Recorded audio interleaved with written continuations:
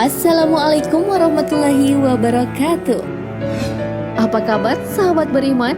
Air laut merupakan salah satu bukti kekuasaan Allah Subhanahu wa Ta'ala. Sang Maha Kreatif membuat keseimbangan alam begitu mempesona. Khusus untuk air laut, sebagian kita mungkin sering bertanya, mengapa rasanya begitu asin dan berbeda dengan air jenis lain? Sebagian berpikir, andai saja air laut berasa tawar, maka akan lebih bermanfaat untuk dikonsumsi. Karena tak bisa dipungkiri, jika saat ini dunia mengalami krisis air bersih yang layak minum. Banyak sungai yang tercemar dan membuat manusia susah mencari air. Namun pemikiran tersebut tidaklah benar adanya. Karena Allah Subhanahu wa Ta'ala menciptakan asinnya air laut bukan tanpa alasan. Ada hikmah luar biasa di balik proses alam ini. Bahkan bahaya besar mengintai makhluk ketika rasa air laut tidak asin. Lalu sebenarnya apa yang akan terjadi jika air laut tidaklah asin? Laut akan membeku di musim dingin. Air biasa lebih mudah membeku daripada air garam. Itulah mengapa air laut tidak pernah membeku. Jadi bayangkan bila air laut menjadi tawar, maka di musim dingin ia akan menjadi sebuah es. Dengan jumlah es sebanyak itu jelas akan menjadi masalah ketika esnya mencair. Terjadinya perubahan jumlah air dari es ke bentuk air nantinya bisa menyebabkan tsunami monster yang bakal membahayakan semua makhluk hidup terutama manusia. Kapal tak bisa berlayar. Selain itu, asinnya air laut juga memberikan hikmah luar biasa lainnya. Jika air laut tidak asin, niscaya akan menyulitkan dunia transportasi air. Namun bagaimana bisa?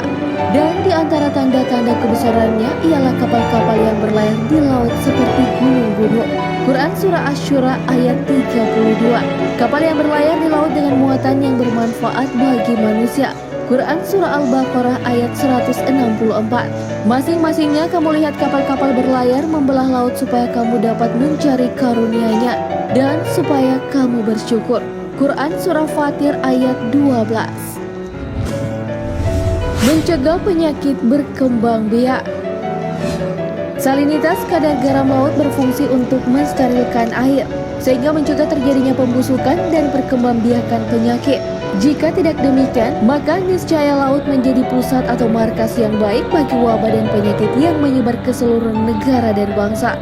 Sekilas mari mengingat tragedi tsunami yang terjadi pada 2004 silam.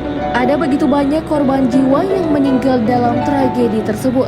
Sebagian ditemukan, namun tidak sedikit pula yang ikut terseret menuju lautan dan samudra yang luas. Bagaimana jadinya jika air laut rasanya tawar? Jika air laut tidak asin, maka jenazah itu justru akan menjadi wabah penyakit karena mengalami pembusukan. Laut mengandung garam yang sangat banyak. Andai saja mau menguras laut dan menyaring garamnya, kemungkinan tingginya akan menutupi seluruh permukaan bumi. Saking banyaknya garam, meskipun berlindung di gedung dengan lantai 25 pun, masih akan tertutup oleh garam. Untungnya, garam tetap di samudra dan tidak mengalami evaporasi. Evaporasi sangat cepat. Sahabat beriman, kita tahu kalau garam juga berguna dalam evaporasi. Garam akan mengendap pada proses evaporasi sehingga berjalan agak lama. Namun ketika tidak ada garam, maka penguapan akan sangat cepat dan berpengaruh pada cuaca. Intensitas banjir dan badai akan terjadi lebih banyak. Dan hasilnya lagi-lagi manusia yang menjadi korban dari hal tersebut. Biota laut akan mati. Jelas dengan didahului kematian, biota-biota kecil seperti plankton akan menjadi reaksi berantai mematikan. Dari sel 1 hingga makhluk sebesar orca akan mati. Begitu pula dengan keadaan terumbu karang serta tanaman-tanaman laut lainnya.